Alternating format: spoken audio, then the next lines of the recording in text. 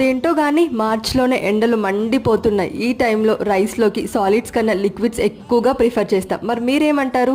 సింపుల్గా 10 మినిట్స్లో అయిపోయే టొమాటో రసం చేసేసుకుందాం. ముందుగా ప్యాన్లో వాటర్ పోసుకొని ఒక 3 పెద్ద సైజ్ టొమాటోలను ఉడికించుకొని పైన పీల్ తీసేసి స్మాషర్తో స్మాష్ చేసుకుంటే మన టొమాటో రసం ఈజీగా ప్రిపేర్ చేసుకోవచ్చు.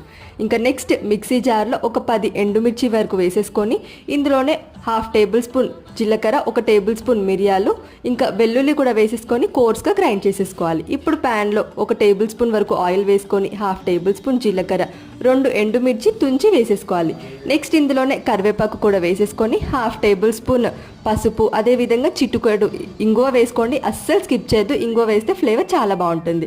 ఇందులోనే గ్రైండ్ చేసుకున్న మనం ఎండుమిర్చి కారం ఉంది కదా, అది కూడా వేసేసుకొని ఫ్రై చేసుకున్న తర్వాత టొమాటో రసం వేసేసి తగినన్ని వాటర్ పోసుకొని సాల్ట్ వేసి ఫైనల్గా కొత్తిమీర వేసుకుంటే టేస్టీ రసం రెడీ. నెక్స్ట్ లెవెల్ ఉంటుంది, ట్రై చేయండి.